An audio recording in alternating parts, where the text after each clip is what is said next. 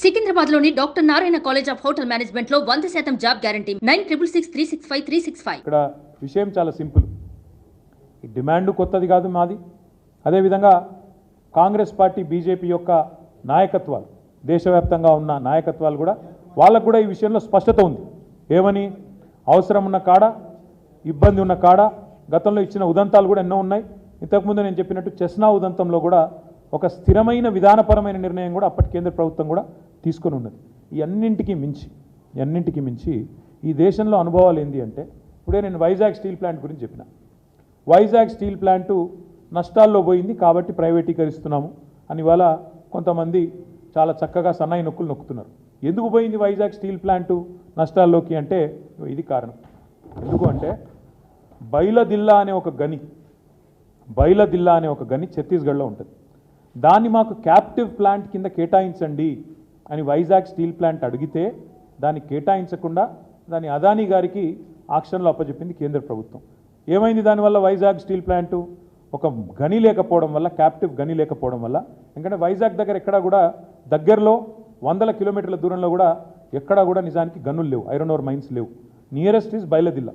ఇది మాకు కేటాయించండి, మేము బతుకుతాము, మేము పబ్లిక్ సెక్టర్ అండర్టేకింగు, మా దాంట్లో రిజర్వేషన్లు ఉంటాయి, ఎస్సీ ఎస్టీ పిల్లలకు ఉద్యోగాలు వస్తాయి, పబ్లిక్ సెక్టర్ బలపడితే ప్రభుత్వం బలపడ్డట్టు, దేశం బలపడ్డట్టు, జాతి సంపద పెరిగినట్టు మాకు అలాట్ చేయండి అని నోరు నెత్తి బాదుకున్నా వాళ్ళకు అలాట్ చేయలే. ఆక్షన్లో పాల్గొనండి, తెచ్చుకోండి అని చెప్పిండ్రు. అల్టిమేట్గా ఏమైంది? దాంతో బైలదిల్లా పోయింది, ప్రైవేట్ రంగంలో ఉండే అదానికో బొదానికో పోయింది. పోయినాక ఏమైంది? ఇవాళ వైజాగ్ స్టీల్ ప్లాంటు నష్టాల్లో పడ్డది. నష్టాల్లో పడ్డాక ఇవాళ ఏమంటున్నారు? నష్టాల్లో పడ్డది కాబట్టి ఇప్పుడు అమ్ముతున్నాం అంటున్నారు. అంటే ఇదంతా ఎందుకు చెప్తున్నా మీకంటే, రేపు సింగరేణి విషయంలో కూడా ఇదే రకమైన వ్యూహం అవలంబించడానికే ఉద్దేశపూర్వకంగా జరుగుతున్న కుట్ర ఇది. ఉద్దేశపూర్వకంగా సింగరేణికి కోల్ బ్లాక్స్ కేటాయించకుండా సింగరేణి కూడా వేలంలో పాల్గొనండి అని సన్నాయి నొక్కులు నొక్కే కిషన్ రెడ్డి కానీ, అదేవిధంగా ఇవాళ ఆయనకు వంత పాడుతున్న బీజేపీ కానీ ఒక మాట చెప్పాలి. ఏమైంది మరి రేవంత్ రెడ్డి గారి లేక? రేవంత్ రెడ్డి గారి వ్యతిరేకత ఎందుకు మాయమైంది? 2021 డిసెంబర్ 11 నాడు కోల్ బ్లాక్స్ కేటాయించండి సింగరేణికని డిమాండ్ చేసిన రేవంత్ రెడ్డి గారు పీసీసీ ప్రెసిడెంట్గా ఇలా ఏం మారింది? ఎందుకు ముఖ్యమంత్రిగా మీరు ఆ వేలం పాటలో మేము పాల్గొంటాము అనే మాట చెప్తా ఉన్నారు? బీఆర్ఎస్ రక్షణ కవచం అని నేను ఊరికే అనడం లేదు. 9.5 ఏళ్ళు కేంద్ర ప్రభుత్వం మా మెడ మీద కత్తి పెట్టినా మేము ఈ బొగ్గు గనులు ఆక్షన్ కాకుండా చూసినాం, ఎవరు వేయకుండా చూసినాం. ఎందుకంటే ఇది జాతి సంపద. సింగరేణి బలపడితే సింగరేణి కార్మికులు లాభపడతారు, సింగరేణి బలపడితే మన రాష్ట్రానికి లాభం జరుగుతుంది. సింగరేణి పవర్ మనం మర్చిపోకూడదు. సింగరేణి పవర్ ఏంటంటే, సింగరేణి కార్మికులకు ఉండే సంఘటిత శక్తి పవర్ ఏంటంటే, ఆనాడు తెలంగాణ ఉద్యమంలో 36 రోజుల పాటు సకల జనుల సమ్మెలో సింగరేణి కార్మికులు జంగు సైరన్ ఊదితే దక్షిణ భారతదేశం మొత్తం గాఢాంధకారంలోకి పోయే పరిస్థితి ఆనాడు వచ్చిన విషయాన్ని నేను మీకు గుర్తు చేస్తూ ఉన్నా.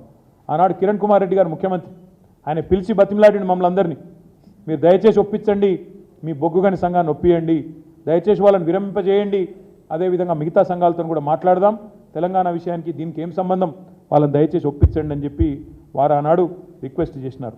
ఇప్పుడు కూడా నేను అనేది అదే, ఎట్లయితే వైజాగ్ స్టీల్ ప్లాంట్ను ఖతం చేసినరో, ఎట్లయితే క్యాప్టివ్ మైన్ ఇవ్వకుండా ఖతం చేసినరో, అదే ప్రయత్నం ఈరోజు కాంగ్రెస్ బీజేపీ కలిసి చేస్తూ ఉన్నాయి. ఇది తెలంగాణ ప్రజలు అర్థం చేసుకోవాలా. కాంగ్రెస్ ఆనాడు మీరు ఆలోచించండి, మళ్ళీ చెప్తా ఉన్నాను నేను, 16 ఎంపీలతో ఏమవుతుంది అన్నారు. ఇలా 16 ఎంపీలతోని వైజాగ్ స్టీల్ ప్లాంట్ ప్రైవేటీకరణ ఆగింది. కానీ అదే 16 ఎంపీలు 8 పంచి బ్రహ్మాండంగా కాంగ్రెస్కు బీజేపీకి ఇస్తే వాళ్ళు కూడా సింగరేణిని అట్లే నిట్ట నిలువున ఇవాళ నిలువు దోపిడీకి శ్రీకారం చుడుతూ ఉన్నారు. సుమన్ టీవీలో మీ పర్సనల్ అండ్ బిజినెస్ ప్రమోషన్స్ కోసం కింది నెంబర్కి కాంటాక్ట్ చేయండి.